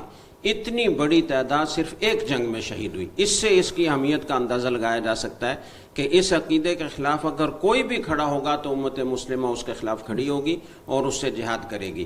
تو یہ اس عقیدے کی حقیقت ہے۔ جی بہت بہت شکریہ جی۔ مفتی محمد صاحب ہمارے ساتھ موجود ہیں اور بہت ہی تفصیل کے ساتھ انہوں نے عقیدہ ختم نبوت کی وضاحت فرمائی ہے۔ آئین و قانون کی روشنی میں آپ نے اس عقیدے کی اہمیت مفتی احمد عفنان صاحب سے سنی، اور ہماری جو قرآن و سنت کی روشنی میں اس عقیدے کی آپ نے اہمیت، وضاحت اور تفصیل مفتی محمد صاحب سے سنی ہے۔ ہم کوشش کریں گے ناظرین کرام، اس طرح میں نے شروع میں بتایا، ہماری کوشش ہے کہ آج کے اس لائیو پروگرام میں ہم جہاں اسٹوڈیو میں اپنے ساتھ جو موجود مہمانان ہیں ان سے بات کریں، ہم باہر سے کچھ ماہرین کی رائے بھی آپ تک پہنچانا چاہیں گے تاکہ اس معاملے کو ہر پہلو سے ہم واضح کر سکیں اور ایک بہت ہی اچھی اور بڑی صاف شفاف رائے آپ تک پہنچا سکیں۔ ہمارے ساتھ انشاءاللہ کچھ دیر میں موجود ہوں گے ایڈوکیٹ سینئر صحافی ہیں آصف محمود صاحب، اور ان سے ہم بات کریں گے۔ ان سے پہلے جب تک ہمارا ان سے رابطہ ہوتا ہے، مفتی طارق مسعود ہمارے ساتھ موجود ہیں۔ اور مفتی طارق مسعود صاحب، آپ نے اس ساری کشمکش کو، اس گہمہ گہمی کو دیکھا ہے سوشل میڈیا پہ بھی، اور ظاہر ہے بہت سارے بیانات بھی آپ کی نظر سے گزرے ہوں گے، آپ نے اس کی تحقیق بھی کی ہوگی اور ہر پہلو سے اس کا جائزہ لیا ہوگا یقیناً. تو آپ کیا سمجھتے ہیں کہ اس وقت اس پوری سچویشن میں ہمیں کیا کرنا چاہیے؟ بسم اللہ الرحمن الرحیم. پہلی بات تو یہ کہ ہمیں یہ پہلے سمجھنا چاہیے کہ یہ جو قانون میں ترمیم ہوئی ہے، یہ ترمیم ہوئی کیا ہے اور اس کے نقصانات کیا ظاہر ہو سکتے ہیں. بہت سے لوگ جو اس ترمیم کے حمایتی ہیں وہ صرف اتنی بات کر رہے ہیں کہ بھئی ایک حلف نامہ تھا اس کو اقرار نامے سے تبدیل کر دیا ہے. تو ایک لفظی تبدیل کیا ہے نا کہ پہلے آپ حلف اٹھاتے ہیں کہ میں ختم نبوت پر ایمان رکھتا ہوں اور اب آپ یہ الفاظ استعمال کریں گے کہ میں اقرار کرتا ہوں. جی. تو یہ بات خوب ذہن میں رکھنی چاہیے کہ جب بھی اسمبلی میں کوئی قانون تبدیل ہوتا ہے، اگر ایک حرف بھی اس تبدیل ہو تو اس کے پیچھے کوئی یعنی اس کے کوئی اثرات ہوتے ہیں. ایسے خام خام اسمبلی میں کوئی چیز چینج نہیں ہو جاتی کہ حلف کو اقرار کے لفظ سے بدل دیا جائے. ظاہر ہے حلف کو جب اقرار کے لفظ سے بدلا ہے تو آگے اس کے اثرات بہت خطرناک اور بہت بھیانک اثرات ظاہر ہونے والے ہیں. اور یہ کرنے والوں کا مقصد تو سب کے سامنے ہے کہ ایک قادیانی لابی کو خوش کرنا، اور ان کی بدنیتی پہ تو ہمیں کوئی شبہ نہیں ہے. اس کا نتیجہ کیا نکلے گا کہ پہلے یہ قانون تھا کہ یعنی آپ اسمبلی میں تک پہنچنے کے لیے، کینڈیڈیٹ بننے کے لیے یہ ضروری تھا کہ آپ یہ اقرار کریں کہ میں اس بات کا حلف اٹھاتا ہوں کہ میں نبی صلی اللہ علیہ وسلم کو آخری نبی سمجھتا ہوں. اب اس میں یہ کر دیا ہے کہ میں اس بات کا اقرار کرتا ہوں کہ نبی صلی اللہ علیہ وسلم آخری نبی ہیں. حلف میں اور اقرار میں فرق یہ ہوگا کہ کوئی بھی شخص وزیر اعظم بن جاتا ہے قادیانی اور وہ جھوٹا اقرار کر لیتا ہے، یعنی کوئی قادیانیوں کا کوئی سرکردہ رہنما ہو اور وہ وقتی طور پر جھوٹا اقرار کر لے اور وہ یہ لکھ دے کہ میں نبی صلی اللہ علیہ وسلم کو آخری نبی مانتا ہوں، اس اقرار نامے پر دستخط کر لے یا وہ زبان سے اقرار کر لے. اس کے بعد کل وہ جب صدر بنتا ہے یا وزیر اعظم بنتا ہے اور یہ پتہ چل جاتا ہے کہ اس نے جھوٹا اقرار کیا تھا تو اس کے خلاف کوئی کیس نہیں بن سکتا. جھوٹے حلف نامے پر تو اس کے خلاف عدالت میں رٹ دائر کی جا سکتی ہے مگر جھوٹے اقرار پر نہیں ہو سکتی. تو اتنا بڑا فرق ہے یہ حلف نامے، حلف کو نکال کے اس کی جگہ اقرار کا لفظ ڈال دینا. اس کا سوائے اس کے کوئی مقصد نہیں ہے کہ قادیانی بھی ملک کا مستقبل میں صدر بن سکتا ہے اور قادیانی بھی ملک کا وزیر اعظم بن سکتا ہے. اور صادق اور امین کی قید نکالنے سے بھی یہی نقصان ہوا ہے کہ یعنی صادق کا مطلب یہ ہے کہ اگر کوئی قادیانی بعد میں کہتا ہے کہ میں نے جھوٹا اقرار کیا تھا، میں قادیانی ہوں، میں نے جو اس وقت اقرار کیا تھا وہ جھوٹا اقرار تھا، تو اس کا کاذب ہونا ثابت ہو جائے گا اور صادق ہونے کی فہرست سے وہ نکل جائے گا. تو اس کے باوجود آپ اس کے خلاف ایکشن نہیں لے سکتے. تو اس لیے بہت ہی خطرناک سازش ہوئی ہے اور اس کا بنیادی مقصد جیسے مفتی عفنان صاحب نے بتایا کہ ماضی میں بھی ایسی کوششیں ہوتی رہی ہیں اور یہ سیکولر قوتیں یہ کوشش کرتی ہیں باہر سے مدد لینے کے لیے. اور اس وقت عوام نے اور علماء نے اپنی ذمہ داری اگر نہ دکھائی تو یہ صرف ایک شق تبدیل نہیں ہوئی ہے، آہستہ آہستہ یہ پورے قانون کو سیکولر بنانے کی کوشش کریں گے. تو ہم نے اگر یعنی ہم نے شروع میں ہی اس کے خلاف احتجاج کرنا ہے تاکہ یہ ابتدا ہی میں اگر آپ اس کو روک لیں گے تو آگے بھی بڑی تبدیلیوں سے انشاءاللہ ہماری حفاظت رہے گی. وہ جو مجھ سے مزید آپ سے بات کرتے ہیں مثلا ٹیلی فون لائن پہ موجود ہیں آصف محمود صاحب، ایڈوکیٹ آصف محمود صاحب، سینئر صحافی ہیں اور ہم ان سے بات کریں گے. السلام علیکم ورحمۃ اللہ. آصف صاحب، آصف صاحب آپ کو آواز آ رہی ہے؟ آصف صاحب السلام علیکم. یہ آصف صاحب سے ہمارا رابطہ منقطع ہو گیا ہے، انشاءاللہ کچھ دیر میں ان سے ٹیلی فون پہ دوبارہ ہم بات کریں گے اور اس کے جب تک ان سے ہمارا رابطہ بحال ہوتا ہے ہم مفتی محمد صاحب سے درخواست کریں گے کہ مفتی محمد صاحب ذرا سا اس حوالے سے بتا دیجئے کہ اس وقت دینی جماعتیں جو اس وقت کھڑی ہیں میدان میں ان کا کردار کتنا اہم ہوگا اس ٹاپک پہ. بسم اللہ الرحمن الرحیم. میں دینی جماعتوں سے ہٹ کر اپنے ملک کی تمام سیاسی جماعتوں سے یہ گزارش کرنا چاہتا ہوں کہ ہم سب الحمدللہ مسلمان ہیں، سب نے کلمہ پڑھا ہے، سب نے کل اللہ کے سامنے کھڑا ہونا ہے، رسول اکرم صلی اللہ علیہ وسلم کے خدمت میں حاضر ہونا ہے. تو یہ اسلام صرف مولوی کا نہیں ہے، یہ سب کا ہے اور سارے مسلمانوں کو چاہیے کہ وہ جو بنیادی اور قطعی عقائد ہیں ان پر کسی قسم کا سمجھوتہ نہ کریں اور اس بات کو پیش نظر رکھیں کہ آپ اگر باہر کی طاقتوں کو اپنے سیاسی مفادات کے لیے اپنے ساتھ ملانا چاہتے ہیں اور یہ سمجھتے ہیں کہ وہ طاقتیں ہمارے ساتھ ملیں گی تو ہم دنیا میں بڑی عزت کمائیں گے اور ہم کامیاب ہوں گے، لیکن میں آپ کو یہ یقین دلاتا ہوں کہ آپ اگر دین اسلام کے بنیادی عقائد میں مسخ کر کے اور اس میں رد و بدل اور تحریف کر کے اور اس میں کسی قسم کی مداہنت اختیار کر کے آپ اگر بڑی طاقتوں کو اپنے ساتھ ملائیں گے تو اللہ کی طاقت کے سامنے ان طاقتوں کی کوئی حیثیت نہیں ہے۔ آپ کیوں ایسا نہیں کرتے کہ آپ سارے کبائر سے اجتناب کریں اور اس معاشرے میں پھیلے ہوئے ساری برائیوں کو ختم کریں، یہاں سے عریانی فحاشی کو ختم کریں، کبائر کو ختم کریں اور اللہ کی طاقت کو اپنے ساتھ لیں۔ اللہ کی طاقت آپ کے ساتھ ہوگی تو آپ دنیا میں بھی سرخرو ہوں گے اور آپ آخرت میں بھی اللہ کے سامنے خوش ہو کر پیش ہوں گے۔ آپ رسول اکرم صلی اللہ علیہ وسلم کے سامنے پیش ہوں گے تو آپ کو شرمندگی نہیں اٹھانا پڑے گی۔ تو میں ساری سیاسی جماعتوں سے، چاہے وہ مسلم لیگ ہو، چاہے وہ پیپل پارٹی ہو، چاہے وہ پی ٹی آئی ہو، چاہے وہ ANP ہو یا دوسری کوئی سیاسی جماعت ہو، ان سب سے یہ کہوں گا کہ آپ نے کل اللہ کے سامنے جواب دینا ہے۔ اسلامی شقیں جو ہمارے آئین کا حصہ ہیں اس پر ہمیں فخر ہونا چاہیے اور ہمیں بہت جرأت کے ساتھ ساری دنیا کو یہ بتا دینا چاہیے کہ ہم اپنے اسلام کے بارے میں کہ کوئی قسم کا سمجھوتا نہیں کرنے والے اور ہم کسی قسم کا دباؤ قبول نہیں کریں گے۔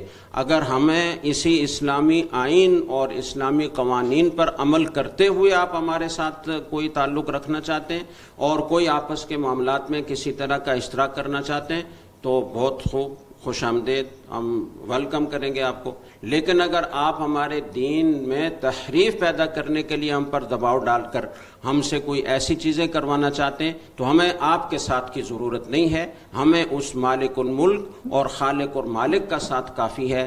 سارے مسلمان اگر ہم اس پر آ جائیں تو ہماری بہت ساری مشکلات اور بہت ساری پریشانیاں ہماری ختم ہو جائیں۔ تو ہماری دینی جماعتوں سے بھی میں یہ کہنا چاہوں گا کہ وہ اس معاملے میں وہ بیداری اختیار کریں، وہ ان چیزوں کو سمجھنے کی کوشش کریں۔ ہوتا یہ ہے کہ جب اس قسم کی کوئی ترمیم اسمبلی میں پیش ہوتی ہے تو ہمارے بہت سارے وہاں بیٹھے ہوئے جو ارکان ہیں وہ اس کی سنگینی کو سمجھ نہیں پاتے اور وہ سمجھتے ہیں کہ کچھ نہیں ہے، کچھ الفاظ آگے پیچھے کر لیے، اس سے کیا فرق پڑتا ہے۔ ان کو بیدار ہونا چاہیے اور ان کو اس ہر چیز کو بہت غور سے دیکھنا چاہیے کہ ایک لفظ اگر ختم کیا جا رہا ہے تو وہ کیوں ختم کیا جا رہا ہے۔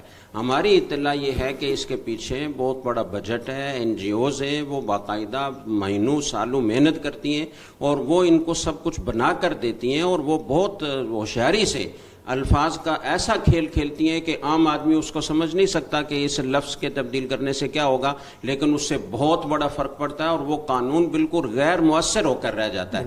تو ہماری دینی جماعتیں جو اسمبلی میں موجود ہیں، جو دوسرے ہر پلیٹ فارم پر موجود ہیں، ان کو بیداری اختیار کرنی چاہیے کس طریقے سے ہمارے ملک میں تدریجاً ان چیزوں کو ختم کرنے کی راہ ہموار کی جا رہی ہے۔ ہمارے نصاب تعلیم سے بہت ساری چیزیں نکال دی گئی ہیں، نکالی جا رہی ہیں، غلط چیزیں اس میں داخل کی جا رہی ہیں، نصاب کو صوبوں کے حوالے کر کے ان کو اختیار دے دیا گیا کہ وہ جو چاہیں نصاب بنائیں۔ اسی طریقے سے ہمارے ہاں حدود کا مسئلہ تھا وہ معطل پڑا ہوا ہے۔ ربا جو اللہ تعالیٰ سے اعلان جنگ ہے اس کو معطل کر کے چھوڑا ہوا ہے۔ اتنا بہترین فیصلہ اس کے بارے میں آیا تھا، پورا متبادل نظام بنا کر دیا گیا تھا، لیکن اسی مسلم لیگ کی حکومت نے اس کو پینڈنگ میں ڈالا ہوا ہے اور اس کے خلاف روڑے اٹکا رہی ہے۔ اسی طریقے سے حقوق نسواں کے سلسلے میں جو دین کے خلاف بہت سارے اقدامات ہوئے اس قانون کو بھی معطل کر کے چھوڑا ہوا ہے۔ پھر گزشتہ سالوں میں جو حقوق نسواں کے نام سے جو بل پاس کروائے گئے وہ مذہب کا خیز تھے اور اس میں بہت ساری ہماری اسلامی تمدن اور ثقافت کے خلاف باتیں کی گئیں۔ اسی طریقے سے پچھلے سال یہاں سندھ میں جو قانون پاس کیا گیا کہ 18 سال سے پہلے کوئی آدمی مسلمان نہیں ہو سکتا، یہ کتنا غلط قانون تھا اور اس کو بہرحال کوششوں سے واپس کروایا گیا۔ تو یہ وقتاً فوقتاً اور تدریجاً یہ باہر کی طاقتیں ہمارے ان لوگوں سے اس طرح کے اقدامات کروا رہی ہیں کہ ہمارے اس اسلامی آئین سے اسلامی شقیں ایک کے بعد دوسری، دوسری کے بعد تیسری ختم ہو کر رہ جائیں۔ تو ہمیں بیداری اختیار کرنی ہے اور ہمیں اس کے خلاف کھڑا ہونا ہے، پوری قوم کو اکٹھا ہونا چاہیے۔ میری سب سے اپیل ہوگی کہ ایک تو وہ سب گناہوں سے توبہ کریں اور دوسرا جتنے بھی سیاسی جماعتیں ہیں، جتنے لیڈران ہیں، نواز شریف سمیت صاحب کے سمیت کہ ہم جن مشکلات سے دوچار ہیں اور ہمارا ملک جن خطرات سے دوچار ہے اور آپ کو جس قسم کی پریشانیاں اس وقت لاحق ہیں اور آپ جس طریقے سے مشکلات کا شکار ہیں، تو آپ غور کریں کہ کہیں یہی اسباب تو نہیں ہیں جو اسلامی آئین کی شقوں کو ختم کرنے کے لیے آپ کے اقدامات اور سازشی انداز سے مسلسل ہو رہے ہیں تو کہیں یہی آپ کی پریشانی کا سبب تو نہیں ہے. سارے لوگ اپنے گناہوں سے توبہ کریں, استغفار کریں اور اسلام کے ساتھ کھڑے ہو جائیں. اس سے آپ کے ساتھ اللہ کی طاقت آئے گی اور یہ سب کی ذمہ داری ہے. اللہ سب کو اپنا اپنا حصہ اس میں ادا کرنے کی اور کردار ادا کرنے کی توفیق عطا فرمائے. جی بہت بہت شکریہ مصعب. اور مفتی احمد عفنان صاحب سے موجود ہیں. مصعب ذرا یہ بتائیے, قانون ظاہر ہے آئین و قانون کی روشنی میں ہی آپ جانتے ہیں اس بات کو بہت اچھے طریقے سے کہ یہ جو ابھی ترمیم ہوئی ہے اس سے یہ جو حلف کا لفظ نکالا گیا ہے, بہرحال اس کے اوپر اب لے دے ہوئی ہے. ظاہر ہے ہم پاکستانی عوام کو سلام پیش کرنا چاہیے ہم کو, اور دینی تحریکیں علماء کرام کا جو کردار ہے اس میں بہرحال اس کو نظر انداز نہیں کیا جا سکتا ہے, جس کی وجہ سے وہ مجبور ہوئے ہیں کم از کم اس بات پر کہ ہم اس کو واپس لے رہے ہیں. آیا وہ لیتے ہیں نہیں لیتے, بہرحال اس حوالے سے آپ علماء کو کیا پیغام دیں گے کہ جب تک یہ ترمیم پوری طرح سے اس کو منسوخ نہیں کر دیا جاتا اور اصلی حالت میں وہ چیز ہمارے پاس نہیں آ جاتی تو ہم اس وقت تک ہولڈ آن رہے ہیں میرا خیال ہے. آپ کیا فرمائیں گے علماء کرام کے؟ بسم اللہ الرحمن. جی اچھا سوال تھا. اصل میں ایک بات تو بڑی خوش آئند ساتھ میں یہ بھی ہے, یعنی ساری بات مایوسی کی نہیں ہے, کہ ہمارے بڑوں نے اس میں نے جیسے پہلے کہا تھا علماء بھی ہیں, وکلاء بھی ہیں. حافظ حمداللہ صاحب سر لائن پہ ہیں, ہم ان سے بات کر لیں پھر انشاءاللہ آپ سے بات کرتے ہیں. حافظ حمداللہ صاحب سینیٹر جمعیت علماء اسلام ہم ساتھ موجود ہیں. السلام علیکم آپ صاحب. السلام علیکم آپ صاحب, آواز آ رہی؟ ہلو حافظ صاحب آپ آواز سن رہے ہیں میری؟ السلام علیکم. آواز آ رہی ہے لیکن صاف نہیں ہے آواز. جی السلام علیکم ورحمۃ اللہ. آواز صاف نہیں ہے. السلام علیکم ورحمۃ اللہ آپ صاحب. جی ٹیکنیکل خرابی کی وجہ سے بہرحال وہ ہمارا رابطہ نہیں ہو پا رہا کسی بھی مہمان سے. مفتی احمد صاحب پلیز آپ جو بات کر رہے تھے اس کو جاری رکھیں.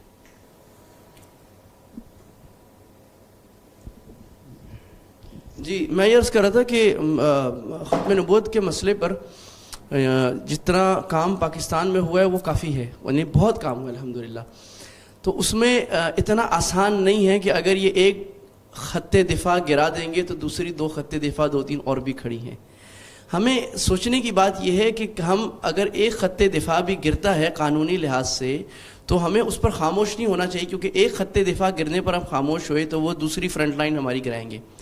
پہلی فرنٹ لائن جو ہماری ختم نبوت پر ہے قانونی اور کانسٹیٹیوشنلی, وہ تو ہمارے آئین میں جو لکھا ہوا ہے مسلمان کی تعریف میں ایسا آدمی مسلمان نہیں ہے. تو اور کچھ بھی نہ ہونا, اگر کوئی آدمی جھوٹ بول کر آ جاتا ہے تو بہرحال آئینی پٹیشن ایک چیز ہوتی ہے جس کو کانسٹیٹیوشنل ریٹ کہا جاتا ہے, وہ آپ دائر کر سکتے ہیں اور آپ عدالت کو یہ کہتے ہیں کہ جناب یہ جو اس نے بات کی ہے اگر یہ کسی قانون کے خلاف ہے نہیں ہے, دس از الٹرا وائرس دا کانسٹیٹیوشن, یہ آئین کے خلاف ہے, تو وہ اس سے بھی اسٹرائک آؤٹ ہو جاتا ہے. دوسری بات ہمارے بزرگوں نے پھر ہمارے بڑوں نے محنت کر کے غیور لیڈران نے وکلاء نے یہ کر دیا کہ قادیانیوں کا شناختی کارڈ الگ کرا دیا. چنانچہ ان کے شناختی کارڈ پہ لکھا ہوا ہے کہ یہ مسلمان نہیں ہے, اور جس آدمی کا شناختی کارڈ پہ مسلمان نہیں لکھا ہوا وہ پارلیمنٹ میں یعنی سینٹ یا قومی اسمبلی میں اس سیٹ پر بیٹھ ہی نہیں سکتا جس سیٹ پر مسلمان کی تقرری ہے, کیونکہ آپ کو معلوم ہے کہ غیر مسلموں کے لیے الگ کوٹا ہے, اس میں بیٹھ سکتا ہے. تو اگر وہ یہاں سے بھی بچ گیا تو وہاں پھنس جائے گا.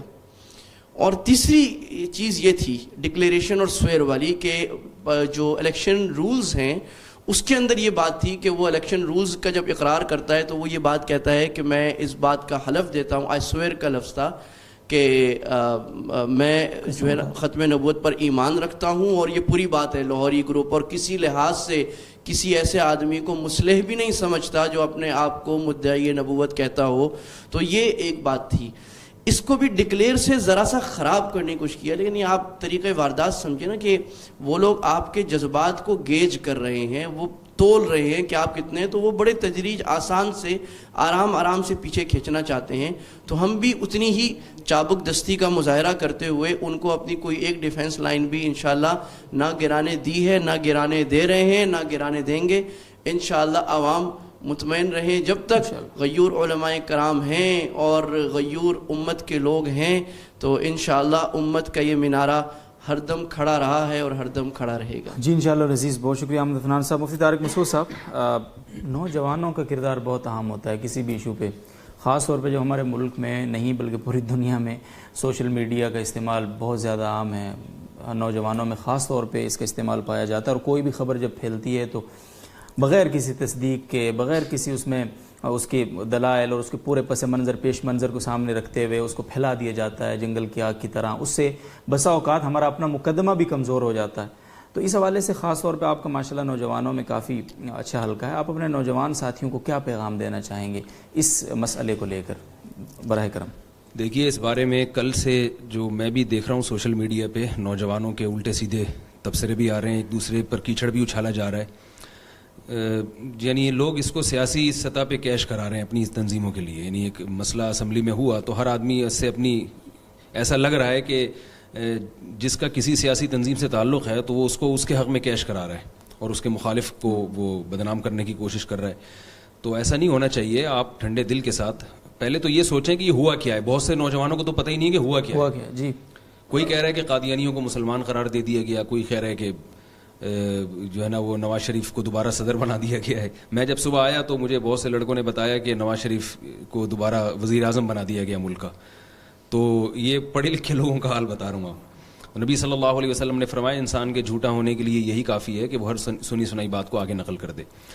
دوسری بات یہ کہ یہ اس میں اپنی یعنی معلومات صحیح لینے کے بعد پھر نوجوانوں کی یہ ذمہ داری ہے کہ صحیح خبر کو بہرحال نشر کریں. وہ جو ہوا ہے اس پہ احتجاج ریکارڈ کروائیں. سوشل میڈیا کی ایک بہت بڑی ویلیو ہے اور فیس بک کی اور واٹس ایپ کی ایک بہت بڑی ویلیو بن چکی ہے. اس پہ یعنی جن لوگوں نے یہ کام کیا ہے ان کے خلاف اس پر ایکشن لینا چاہیے اور ان کو بتانا چاہیے کہ بھئی ختم نبوت ہمارے ایمان کا حصہ ہے. قادیانیوں کو کسی بھی طرح سے اس طرح سے سپورٹ کرنا اس کو ہم کسی بھی قیمت پہ برداشت نہیں کر سکتے. جب یہ بہت زیادہ پوسٹیں اس قسم کی شائع ہوں گی تو ایک بھونچال آئے گا اور لوگوں میں ایک تحریک پیدا ہوگی. حکومتیں بھی مجبور ہوں گی. ابھی جیسے ماضی میں برما کا ہوا تھا، آپ کو پتہ ہے کہ ہمارا بہت سارے میڈیا کے چینل برما کی پہ جو مظالم ہو رہے ہیں اس کی کوریج دینے کے لیے تیار ہی نہیں تھے. لیکن جب سوشل میڈیا پہ برما کی خبریں آئی ہیں تو بین الاقوامی چینلز نے بھی اس کی کوریج شروع کر دی ہے جو بالکل خاموش بیٹھے ہوئے تھے. تو اس لیے یہ جو ہے نا سوشل میڈیا کی ایک بہت بڑی حیثیت ہے. تو اس میں بجائے ایک دوسرے پہ کیچڑ اچھالنے کے، خام خواہ میں اس کو اپنی سیاست چمکانے کے، جو صحیح بات ہے وہ لوگوں تک پہنچائیں اور اپنا احتجاج ریکارڈ کروائیں اور اس بات کی جو لوگوں میں ایک شعور بیدار کریں کہ بھائی ہم کسی بھی قیمت پہ ملک میں کوئی بھی ایسی شق کو برداشت نہیں کر سکتے غیر اسلامی ہو. یہ الگ بات ہے ہم گناہگار مسلمان ہیں. یہاں بعض لوگ یہ کہتے ہیں آپ کون سے جو ہے نا پورے دین پہ چلتے ہو جو آپ ملک کو اسلامی بنانے کی کوشش کر رہے ہو. ہمارا اپنا اپنی بدعملی ایک الگ چیز ہے. دیکھیں ایک عقیدے کا مسلمان ہوتا ہے، ایک عمل کا مسلمان ہوتا ہے. جی ناظرین السلام علیکم ورحمۃ اللہ. آپ صاحب السلام علیکم. وعلیکم السلام. جی حافظ صاحب آواز آ رہی ہے میری آپ کو؟ جی ابھی آ رہی ہے، بالکل صاف ہے. جی ناظرین کرام، حافظ عبداللہ صاحب ساتھ موجود ہیں، سینیٹر جمعیت علماء اسلام پاکستان. بہت شکریہ آپ صاحب وقت دینے کے لیے. اور آپ صاحب یہ بتائیے کیا ہوا ہے یہ سب کچھ؟ ہم تو کل تک لوگوں سے کوئی بات کرتے تھے تو وہ کہتے تھے واٹس رانگ ود یو، کیا مسئلہ ہے آپ لوگوں کو؟ آپ یہ ایسے آپ ہوائیں اڑا رہے ہیں. آپ تھوڑا سا وضاحت سے بتائیں کیا ہوا کیا ہے؟ بسم اللہ الرحمن الرحیم. دیکھیے یہ آپ نے میڈیا پر دیکھا ہوگا تقریباً 2-2.5 سال سے الیکشن ریفارمز کے حوالے سے، انتخابی اصلاحات کے حوالے سے پارلیمنٹ میں، قومی اسمبلی میں ایک پروسیس شروع ہوا. اس میں تقریباً یہ 2014 سے غالباً 2-2.5 سال سے یہ سلسلہ شروع. اس کی ایک بڑی کمیٹی تھی جس پارلیمنٹری قومی اسمبلی کی سطح پر تمام پارٹیوں کی اس میں نمائندگی موجود تھی. وہاں یہ اصلاحات کا عمل شروع تھا. تقریباً 126 اجلاسات ان کے ہوئے، میٹنگز ہوئے. اس میں ایک مین کمیٹی تھی، ایک سب کمیٹی تھی. لیکن اس کمیٹی میں میں اپنی بات کرتا ہوں، میں تو بذات خود ممبر نہیں تھا، لیکن ہماری پارٹی کی نمائندگی تھی اس میں، جس میں حیدری صاحب تھے، ایک دوسرا MNA. جی. لیکن جب اگست میں یہ بل وہاں سے پاس ہوا قومی اسمبلی سے، پھر قانون اور آئین کے مطابق یہ آتا ہے سینٹ میں. جی. پھر وہ ایکٹ بنتا ہے یا قانون بنتا ہے یا جو بھی ہے. لیکن جب سینٹ میں آیا پھر رولز یہ کہتا ہے سینٹ میں کہ بغیر کسی ڈسکشن کے بغیر کسی بحث مباحثے کے وہ جاتا ہے لا اینڈ جسٹس کمیٹی میں، جو سینٹ کی اسٹڈنگ کمیٹی ہوتی ہے. وہ اس لیے جاتا ہے تاکہ اس کا بغور جائزہ لیا جائے، اور اگر کوئی ترامیم کرنے کی ضرورت پڑے تو اس کمیٹی کے تھرو پھر واپس یہ ترامیم کی صورت میں سینٹ میں آتی ہے، یا اسی صورت میں جو قومی اسمبلی سے پاس ہوئی اگر ترمیم مجوزہ کوئی ترمیم نہیں تھا. تو جب وہاں سے لینڈ جسٹس کمیٹی سے پھر آئی سینٹ میں، یہ آئی تقریباً 22 ستمبر بروز جمعہ، یہ گزشتہ 22 ستمبر جی. تو پھر میں نے 2-3 ترامیم اس میں یہ ترمیم بھی تھا جو انہوں نے نامینیشن فارم سے حلف نامہ، حلف کا لفظ نکال دیا تھا. جی افسر. اس میں اگر آپ کے پاس پرانا ہوگا تو اس میں لکھا ہوا ہے ڈکلیریشن آن اوتھ. جی، اوتھ بائی پرسن. یہ میرے پاس موجود ہے. جی جی. وہ الفاظ شاید اگر آپ کے پاس بھی موجود ہوگا. جی جی بالکل. اس میں لکھا ہے پرانا اس میں کہ declaration and oath by the person nominated. جی بالکل افسر.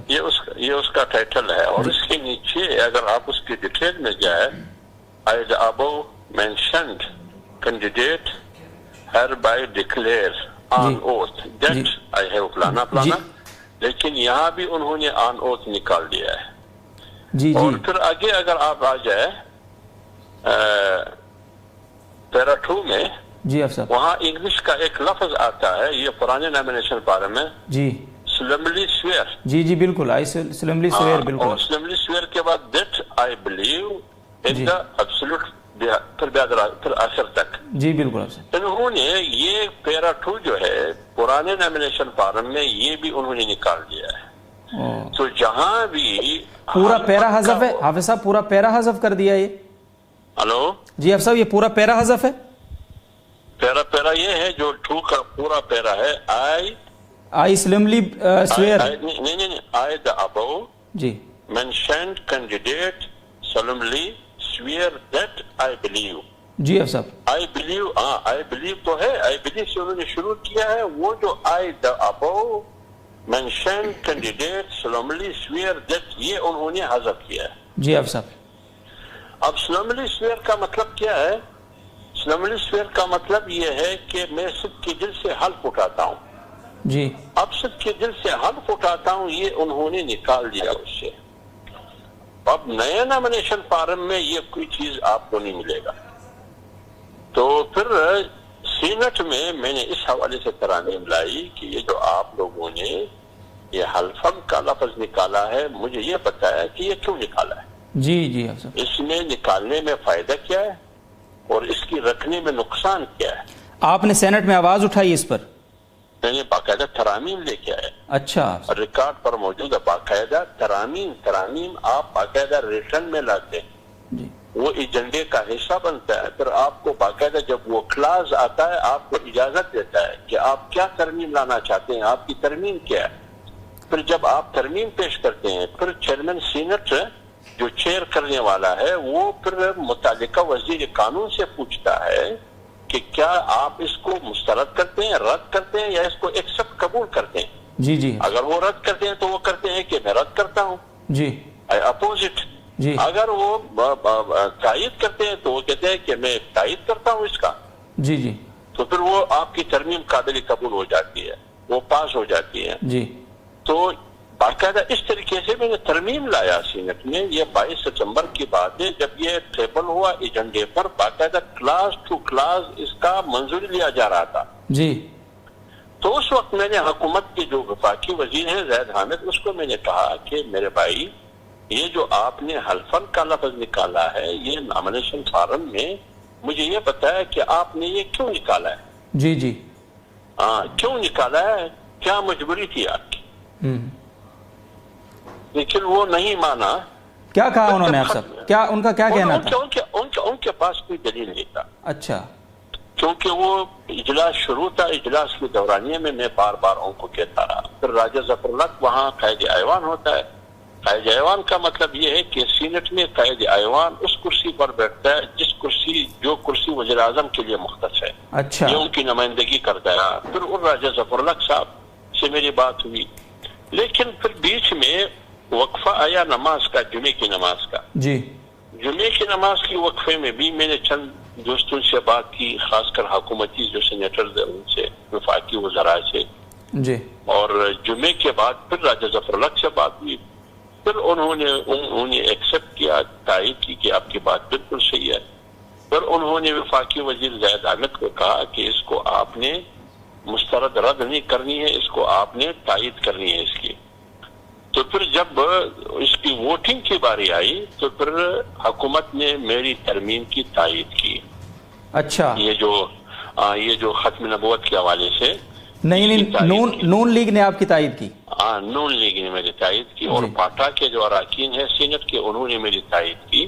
صحیح. لیکن بدقسمتی سے اپوزیشن، پوری اپوزیشن، پیپلز پارٹی ہو، تحریک انصاف ہو، MQM ہو، دیگر چھوٹی پارٹیاں، سب نے مخالفت کی.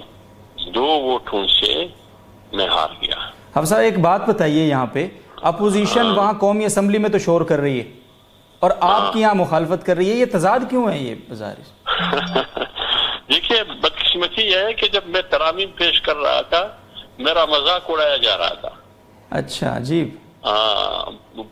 پتہ نہیں ان کو اس کی حساسیت کا علم نہیں تھا، یا آپ کو پتہ ہے سارے سیکولر اور لیبرل طبقہ ہے، جی جی، ان کو کوئی چیز وہ نہیں سمجھتے تھے کہ یہ کوئی اہمیت کی حامل ترامیم ہے نہیں. تو ان کا فوکس وہ ترمیم تھا جو 203 والا ہے، وہ نواز شریف کے نااہلی کے حوالے سے. حافظ صاحب ایک کنفیوژن ہے یہاں پر، ناظرین ہم سے سوال بھی کر رہے ہیں مسلسل، اگر آپ اس کو تھوڑا سا وضاحت سے بتا دیں کہ جب یہ سب کچھ ہوا، آپ نے اتنی سٹرگل کی اس کے لیے، ظاہر ہے آپ وہاں فائٹ کی پوری سینٹ میں آپ نے، اور ایک ایک کے پاس آپ گئے، ترمیم لائے، سراج الحق صاحب سے آپ نے بات کی، یعنی پورا ایک اس پہ آواز اٹھائی آپ نے پراپر طریقے سے. پھر یہ اتنی، یعنی کل شام تک تو تردید ہوتی رہی ہے باقاعدہ کہ کچھ نہیں ہوا. یہ کیوں ہوا ایسا؟ مس انڈرسٹینڈنگ نظر آئی کافی. دیکھیے بات یہ ہے کہ یہاں جو سینٹ میں، جی آپ کو پتہ ہے کہ یہ اچانک تو نہیں آیا یہ ترمیم. جی جی، یہ بل وہاں قومی اسمبلی سے آیا، پھر سینٹ کی قائمہ کمیٹی میں تو میں ممبر نہیں ہوں، وہاں ڈسکشن ہوئی، تو اچانک تو نہیں آیا یہ. جی ایسا بالکل. جب یہ آیا تو اس کا معنی یہ ہے کہ یہ کنسنسس سے آیا. جی، تو اسی کنسنسس کے نتیجے میں اپوزیشن نے میری مخالفت کی. جی بالکل.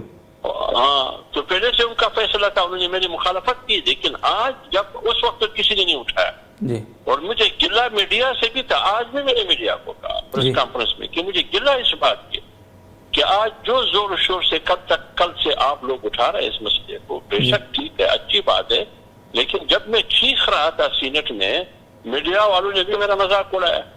پارلیمنٹرین بالخصوص اپوزیشن میں بیٹھے ہوئے لوگ، بمشکل میں نے حکومت کے لوگوں کو کنونس کیا، اور حکومت کی جو اتحادی پارٹی ہے، حاصل بزنجو، جو مالک بلوچ، جو وزیر اعلیٰ تھا بلوچستان کا، اس کی پارٹی ہے، انہوں نے حکومت میں ہوتے ہوئے میری مخالفت کی. عجیب. تو جی جی، اس وجہ سے اپوزیشن کی جماعت سینٹ میں میری ترمیم کی مخالفت کی. اور جب قومی اسمبلی میں شور شرابہ ہوا، اس کو اندازہ ہوا کہ پورا ملک امٹ پڑا، اور پھر ان کو، آپ کو معلوم ہے، اپنے ووٹ اور اپنے ہمدردیوں کو، مذہبی دنیا میں تو ووٹ ہوتے ہیں کسی کا بھی، جی بالکل، وہ مختلف مسالک میں، شیعہ سے ہو، بریلوی سے ہو، جس سے بھی ہو. اب وہ مسئلہ آیا ان کی سیاسی مفادات کا، جی، پارٹی مفادات کا، اور الیکشن کے حوالے سے. اب سب کہہ رہے ہیں وہاں قومی اسمبلی میں جو اپوزیشن کی، یہ غلط ہوا ہے، یہ حساس مسئلہ ہے، یہ نہیں ہونا چاہیے تھا. تو اس لیے ابھی وہ شور شرابہ کر رہے ہیں، لیکن سینٹ میں سب نے میرے مخالفت. ہاں صاحب، میں ایک گزارش آپ سے کروں. سب سے پہلے تو آپ کو میں بہت معذرت چاہتا ہوں، مجھے شروع میں بات کرنی چاہیے تھی کہ آپ کی خدمات سے کوئی ہمیں، ظاہر ہے ہم اس کو پس پردہ نہیں رکھ سکتے، ان کو ہم بھلا نہیں سکتے. آپ ہر حوالے سے جب بھی کوئی، ظاہر ہے اس طرح کی کوئی نازیبہ قدم اٹھائے، کسی بھی فورم پر آپ نے کھل کے آواز اٹھائی اس کے خلاف، اور آہنی دیوار بنے ہیں آپ جامع رشید کی طرف سے، JTR میڈیا ہاؤس کی طرف سے. آپ کے اس اقدام کو بہرحال ہم لائق تحسین سمجھتے ہیں، آپ کا بہت بہت شکریہ ادا کرتے ہیں، آپ کی ایمانی غیرت کو سلام کرتے ہیں. آپ صاحب آگے اگلا جو بات ہے اگلی، وہ یہ ہے کہ آج پریس کانفرنس کی عبدالغفور حیدری صاحب نے بھی، اور ظاہر ہے آپ حضرات کی کاوش ہے، مولانا فضل الرحمان صاحب کا رابطہ ہو نواز شریف صاحب سے، تو یہ طے ہو گیا کہ یہ جو ڈکلیریشن کا لفظ ہے، آئی بلیو کی جگہ وہی آئی سلملی سویئر کا لفظ ہم واپس لے آئیں گے. یعنی وہ جو ترمیم یہ ہوئی ہے لفظ کی، وہ لفظی ترمیم کو ہم ٹھیک کر دیں گے اور یہ واپس آ جائے گی. مجھے یہ بتائیں آپ صاحب کہ آپ اس سے میری کل جو بات ہو رہی تھی آپ نے تفصیل سے بتایا تھا کہ یہ جو 7B اور 7C ہے کنڈکٹ آف جنرل الیکشن 2002 کا، اس کا کیا ہوگا؟ دیکھیے آج پریس کانفرنس میں حیدری صاحب نے بھی بات کی اور پریس کانفرنس میں نے بھی بات کی. اگر آپ کے پاس کلپ موجود ہے جمعیت علماء اسلام کی جو آفیشیل پیج ہے جی اس پر آپ کو میرا وہ کلپس آپ کو ملے گا، اور یا کسی اور اس سے آپ کو ملتا ہے سوشل میڈیا پر، آپ دیکھیے. اس میں نے صرف نامینیشن فارم کی اور حلفاً لفظ کی بات نہیں کی ہے. جی جی میں نے یہاں تک کہا کہ اگر ایک وزیر ایک معمولی وزارت کا جب حلف اٹھاتے ہیں تو پھر ادھر وہ میں صدق کی دل سے حلف اٹھاتا ہوں سیمبلی سویئر کا لفظ استعمال کرتے ہیں جی، لیکن جب ختم نبوت کی عقیدے کی بات آتی ہے وہ اتنی اہمیت کی حامل نہیں ہے کہ یہاں آپ کسی کو حلف دے دیں. اور پھر اتنا حساس مسئلہ کہ لوگ روز ختم نبوت کو سبوتاش کرتے ہیں اور پوری دنیا مغرب امریکہ آپ کے پیچھے پڑا ہے کہ احمدی کیوں کافر ہے، قادیانی کیوں غیر مسلم ہے، یہ آپ لوگ ظلم کر رہے ہیں، آپ کو اتنے ڈالر دے رہے ہیں، اس کو ختم کر دیں.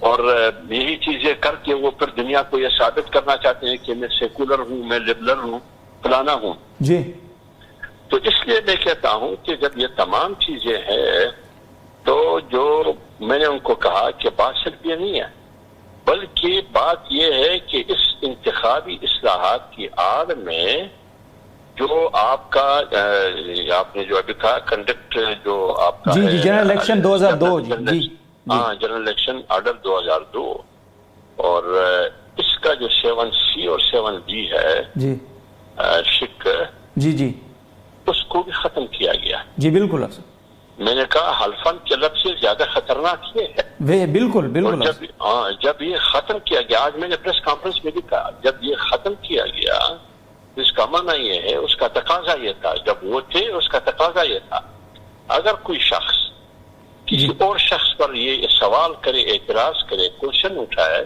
کہ یہ بندہ قادیانی ہے، غیر مسلم ہے، جی جو کینڈیڈیٹ ہے الیکشن میں یا جو الیکٹ ہوا ہے یا ووٹر مسلم ووٹر لسٹ میں ان کا نام ہے، جی یہ بندہ قادیانی ہے، غیر مسلم ہے، تو ان جو کنڈکٹ جنرل الیکشن آرڈر ہے 2002 کا، اس کی تقاضا کی روشنی میں الیکشن کمشنر کے چیف کمشنر جو ہے وہ نوٹس دیتے ہیں 10 دن کا. پھر ان سے پوچھا جاتا ہے ایک شخص کے ذریعے کہ کیا آپ مسلمان ہیں، یعنی اگر وہ کہے کہ میں مسلمان ہوں پھر ان کو باقاعدہ ایک فارم دیا جاتا ہے، فارم نمبر 4، وہ اس کو فل کرتے ہیں، جی اس کو فل کرتے ہیں، بھر دیتے ہیں کہ میں مسلمان ہوں، میں ختم نبوت پہ یقین رکھتا ہوں اور صدق کی دل سے حلف اٹھاتا ہوں، میں قادیانی نہیں ہوں، میں لاہوری گروپ کا نہیں ہوں، میں فلان نہیں ہوں. جی لیکن جب یہ آپ نے کر لیا اس کے نتیجے میں وہ کنڈکٹ جنرل الیکشن کا جو آرڈر ہے وہ ختم ہوا. اچھا، اب اس کا معنی یہ ہے کہ آج کے ووٹر لسٹ میں قادیانی بھی آ سکتا ہے، مسلمانوں کی ووٹر لسٹ بالکل بالکل آپ صاحب بہت آج کے بعد آپ کے امیدوار قادیانی بن سکتا ہے اور منتخب بھی ہو سکتا ہے. جی جی تو پھر اس کا معنی یہ ہوا کہ کل وزیر اعظم بھی بن سکتا ہے. بالکل ایسا بالکل، کیونکہ آپ نے تو جب حلف نکال دیا صرف ڈکلیریشن ایک اعلامیہ کر لیا. جی جی اب ڈکلیریشن اور سلیملی سویئر میں بہت بڑا فرق ہے. جی بالکل آپ صاحب بالکل، جو حلف ہے وہ چیلنجیبل ہے، لیکن جو اقرار نامہ ہے وہ چیلنجیبل نہیں ہے. جی بالکل، حلف پر مواخذہ ہو سکتا ہے، اقرار پر مواخذہ نہیں ہو سکتا. بالکل نہیں ہو سکتا. جی اور جب حلف پہ مواخذہ ہو سکتا ہے، کل اگر وہ ثابت ہو جائے کہ جھوٹ کہا انہوں نے تو 62% کے تحت پھر وہ ڈسکوالیفائڈ ہو جائے گا. جی بالکل، لیکن جب آپ نے ان کو ڈکلیریشن کیا پھر 62% بھی اس بندے پہ غیر مؤثر پڑے گا. بالکل بالکل، تو وہ نقصان بھی ہوا. ادھر آپ نے قادیانیوں کا غیر مسلم کا جو ووٹر لسٹ ہے اس کا خاتمہ بھی ہوا، جو کوشچن جو اعتراض اٹھانا تھا وہ بھی ختم ہوا، جو 10 دن کا نوٹس دینا تھا وہ بھی ختم ہوا. تو پھر ہوا کیا؟ جی جی بالکل، یہ کس کی خدمت ہو رہی ہے؟ لہٰذا آپ نے نامینیشن فارم کو پرانی حالت میں بحال کرنا ہے، بلکہ کنڈکٹ آف جنرل الیکشن کا جو رولز ہے ان سب کو بحال کرنا ہے. بہت خوب، اس میں 7C اور 7B دونوں، یہ میں نے پریس کانفرنس میں میں نے الفاظ کیے. جی جی اس کے بغیر میرے کا کام نہیں چلے گی، بالکل نہیں چلے گی. لہٰذا آج بھی انہوں نے وعدہ کیا ہے کہ یہ سارے ہم کریں گے. اور کل کا وعدہ کیا ہے کہ 1-2 دن میں یہ ترمیم لائیں گے. ابھی بات یہاں تک پہنچی ہے. حافظ صاحب ایک بات ذرا بتائیے کہ یہ آپ کیا سمجھتے ہیں پرسنلی؟ ظاہر ہے آپ کی گہری نظر ہے سیاست پہ، آپ دن رات وہیں اٹھتے بیٹھتے ہیں، ان لوگوں کے ساتھ آپ کی ساری بات چیت، اتحاد ہے، سب کچھ ہے. آپ کیا سمجھتے ہیں؟ ظاہر ہے یہ اتنا آسان نہیں ہے، یہ اتنا سادہ معاملہ نہیں ہے، اس کے پیچھے کوئی اس کو فیسیلیٹیٹ کیا گیا ہے یا کیا؟ آپ پرسنلی کیا سمجھتے ہیں؟ دیکھیں یہ دیکھیں، یہ چوری تھا نا، چوری کے آپ کو اندازہ ہے کبھی کبھار جی ایچ کیو پہ بھی حملہ ہوتا ہے نا. جی جی. مہران بیس پہ بھی حملہ ہوتا ہے. جی جی. یہ ہمارے جی ایچ کیو پر حملہ تھا. یہ ہمارے، کیونکہ ہمارا عقیدہ ختم نبوت یہ ہمارا اثاثہ ہے. بالکل بالکل بالکل. جیسے ایک ملک کا اثاثہ ان کا فوج ہے دشمن کے خلاف، ہمارا اثاثہ نظریاتی طور پر وہ یہ ہے، وہ دفعات جو آئین میں ہے اور بہت بڑی قربانیوں کے بعد آئین کا حصہ بنے ہیں. جی. لہذا یہ ان تمام دفعات پر ایک بے رحمانہ حملہ تھا. جی اور بالکل. بہت چالاکی عیاری اور مکاری کے ساتھ کیا گیا. جی. لیکن یہ میں اپنے آپ کو بہت خوش قسمت سمجھتا ہوں کہ اس کا راستہ سینٹ میں نے روکنے کی کوشش کی، اور اس روکنے کی کوشش میں پھر پارلیمنٹ جو قومی اسمبلی کا اجلاس آ رہا تھا ادھر بھی لوگ حساس ہو گئے کہ یہ ایک چیز ہے. تو یہ راستہ روک سکے ہم، ورنہ یہ لوگ سارے ملے ہوئے تھے، اپوزیشن کی پارٹیاں ہو یا حکومتی پارٹی ہو، وہ یہ حملہ ہونے میں کامیاب ہوئے تھے. ہمارا جو اثاثہ تھا وہ چوری کرنے میں کامیاب ہو جاتے تھے. لیکن اللہ تعالیٰ نے بہت بڑا رحم کیا مسلمانوں کی، کہ جو 20 کروڑ یا 21 کروڑ مسلمان ہیں اور ہم ایک اسلامی جمہوریہ پاکستان ہے. آج میں نے ان کو کہا، میں نے کہا کہ آپ جو پریزیڈنٹ ہے یونائٹڈ اسٹیٹ امریکہ کا، اس کا حرف آپ دیکھیں، اس میں بھی یہ سلملی لفظ ہے. جی بالکل بالکل. کینیڈا کا بھی حوالہ دیا تھا کل آپ نے. کینیڈا کا بھی ہے. میں نے کہا اگر نہیں ہے تو انڈیا کا نہیں ہے اور تھائی لینڈ کا نہیں ہے. اچھا. تو پھر کیا آپ یہ ملک انڈیا بنا رہے ہیں یا تھائی لینڈ بنا رہے ہیں؟ یہ تو اسلامی جمہوریہ پاکستان ہے. جی بالکل بالکل. تو یہ بس اچھا ہوا کیا راستہ روکا گیا. جی بالکل. صاحب یہ ظاہر ہے، ظاہر میں جس طرح میں نے آپ سے بات پوچھی، آپ یہ دیکھ لیں کہ نواز شریف صاحب نے وہ نعرہ لگایا تھا کہ ہم اس ملک کو لبرل بنائیں گے. آپ ابھی حالیہ دورہ امریکہ پہ خواجہ آصف صاحب کا CNN کو دیا گیا انٹرویو دیکھ لیں، جس میں انہوں نے کہا جی ہم تو لبرل سوچ کے مالک ہیں ایز اے پارٹی. ٹھیک ہے جی. آپ اسلامک یونیورسٹی میں جو فزکس ڈپارٹمنٹ کو خواجہ عبدالسلام کے نام پر رکھا گیا، اس عمل کو دیکھ لیں. ان ساری چیزوں کو اگر ہم مد نظر رکھیں تو کیا سمجھتے ہیں؟ ظاہر ہے یہ ایک سوچا سمجھا منصوبہ ہے حکمران جماعت کی طرف سے. آپ کا لائے عمل کیا ہے آگے اس حوالے سے؟ بالکل میں سمجھتا ہوں، میں آج کی حکمران کی بات نہیں کرتا ہوں. جی. یہ ہمیشہ حکمرانوں کا رویہ ہوتا ہے، ان کی روش ہوتا ہے اپنے قوم کو خوش کرنے کے لیے. وہ کچھ بھی کرنے کے لیے تیار ہے. لیکن ایک بات ہے، جتنا بھی وہ کرے لیکن وہ ان کو معاف نہیں کریں گے. یہ کچھ تو شاعران نے بھی کیا ان کے لیے. جی بالکل. یہ کچھ تو حسنی مبارک نے بھی کیا ان کے لیے. کس نے نہیں کیا، لیکن اس کا حشر کیا ہوا. جی. ضیاء الحق نے امریکہ کے لیے کیا کچھ نہیں کیا. جی. تو حشر کیا ہوا. تو لہذا بات یہ ہے کہ ہمیں کرنا یہ چاہیے کہ بے شک آپ دیگر ممالک سے، بیرونی ممالک سے تعلقات رکھیں، لیکن تعلقات اس حد میں رکھیں کہ آپ کی ملک کی نظریاتی اور جی ایچ کیو پر، ہمارے ایمان کے جی ایچ کیو پر حملہ ہو، ایسے تعلقات نہیں ہونے چاہیے. ایسی تعلقات نہیں ہونی چاہیے. ہماری نظریاتی جی ایچ کیو پر حملہ نہیں ہونا چاہیے. تو کب تک متوقع آپ صاحب یہ ترمیم؟ آج تو ایاز صادق صاحب کہہ رہے تھے ممکن ہے ہم آج ہی کر لیں، آج نہیں ہوئی تو پھر کب تک متوقع ہے یہ سب؟ کل کی بات انہوں نے کی ہے. ٹھیک ہے.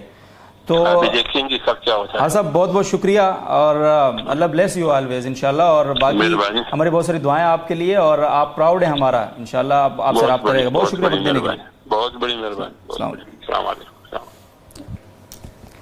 جی ناظرین، آپ نے حافظ حمداللہ صاحب کی گفتگو سنی ہے اور تفصیل کے ساتھ انہوں نے اس مسئلے پر روشنی ڈالی ہے، اور ہم نے کوشش کی ہے کہ ہم اس معاملے پر اور بھی کچھ ماہرین سے ہم بات کریں اور ان کی رائے آپ تک پہنچائیں، لیکن ظاہر ہے پروگرام کا وقت اپنے اختتام کو کب کا پہنچ چکا ہے.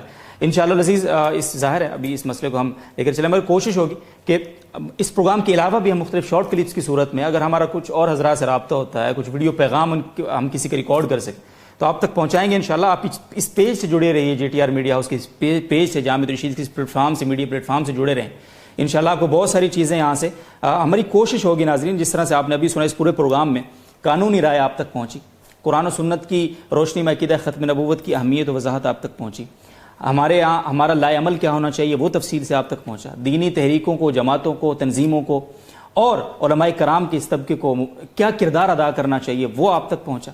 اسی طرح سے سیاست میں کیا چل رہا ہے، وہ شخصیت جنہوں نے اس بل کا باقاعدہ سینٹ میں راستہ روکا، اس بل کے خلاف فائٹ کی، اس بل کے خلاف ترمیم پیش کی اور سینٹ میں باقاعدہ اس کے اوپر ووٹنگ کروائی، ان کی براہ راست بات آپ نے کافی دیر سنی. ایک پہلو کو ہم نے واضح کرنے کی بہرحال کوشش کی، کچھ پہلو تشنہ رہے ہوں گے یقیناً، لیکن ہماری کوشش تھی کہ ہم ہر حوالے سے بات کریں. اور یہ جو بات ہو رہی تھی ہمیں بھی تحفظات تھے اس پر کہ محض حلف کے لفظ کی ہیر پھیر سے اور اس کو دوبارہ سے حلف کی جو ہے وہ ترمیم کو ختم کر دینے سے مسئلہ حل نہیں ہوگا. کنڈکٹ آف جنرل الیکشن 2002 کا جو 7B اور 7C ہے موسٹ امپورٹنٹ اور اس کی بحالی بہت ضروری ہے. ادروائز ہمارے قانون ظاہر ہے ایک عضو معطل ہی شمار کیا جاتا ہے، اس کا کوئی فائدہ نہیں ہونا تھا. حافظ صاحب نے اس کی بھی وضاحت کی کہ وہ بھی ہم جب تک وہ بھی بحال نہیں ہوگا ہم چین سے نہیں بیٹھیں گے اور ہمارے مطالبات میں وہ بھی شامل ہیں.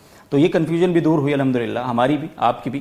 انشاءاللہ العزیز بہت ساری نئی اپڈیٹس کے ساتھ آپ کے ساتھ کل ملاقات ہوگی اور کل کی ملاقات اور یہ آج کے پروگرام اور کل کی ملاقات کے درمیان کا جو وقفہ ہے اس میں بھی بہت ساری چیزیں آپ کو اس پیج سے شیئر ہوں گی، انشاءاللہ آپ کو ملیں گی، آپ کی خدمت پیش کی جائیں گی. اس پیج سے جڑے رہیں، وقتاً فوقتاً وزٹ کرتے رہیں، لائک کریں، شیئر کریں آگے ہمارے ٹرانسمیشن کو اور صدقہ جاریہ کے طور پر ظاہر ہے اس نیک مقصد کو اور ختم نبوت کے اس ایمانی تقاضے کو پورا کریں. ظاہر ایمانی غیرت و حمیت جو ہے وہ کسی ایک کا اثاثہ نہیں ہے، ہر مسلمان کا وہ ایک مشترکہ اثاثہ ہے اور اللہ تعالی ہمیں اس ایمانی حمیت و غیرت کو استعمال کرتے ہوئے اس عظیم فریضے کے لیے قبول فرما. کل تک کے لیے اجازت دیجیے، اللہ حافظ.